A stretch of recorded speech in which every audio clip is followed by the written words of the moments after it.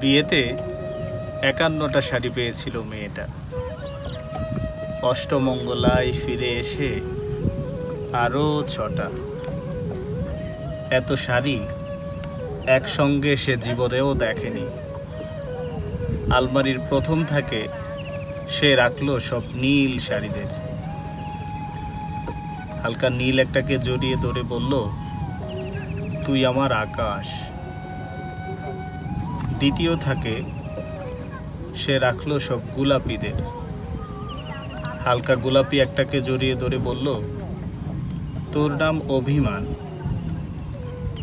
তৃতীয় থাকে ৩ দিক থেকে আসা সুখ।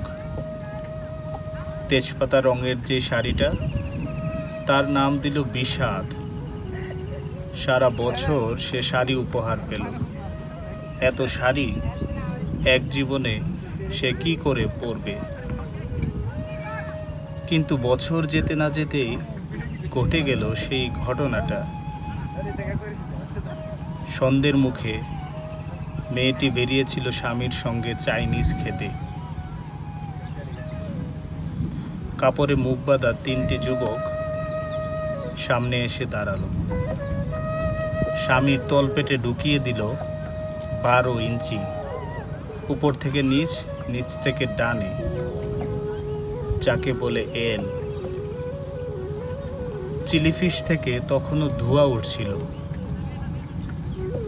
পরে রইল খাবার।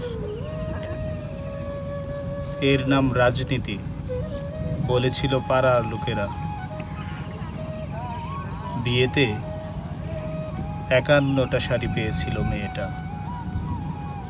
অষ্টমঙ্গলায় ফিরে এসে আরও ৬টা।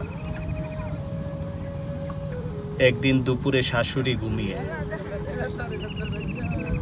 ৬তলার বারান্দা থেকে সমস্ত শাড়ি উড়িয়ে দিল নিচের পৃথিবীতে। শাশুড়ি তাকে পরিয়ে দিল সাদা ধান।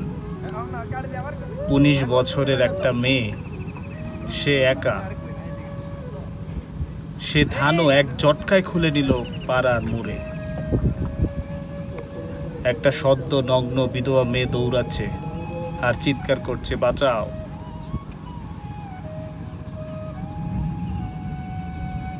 পেছনে সে ৩ জন, সে কি উল্লাস!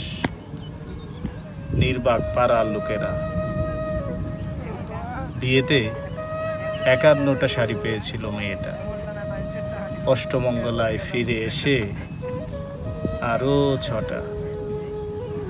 ধন্যবাদ।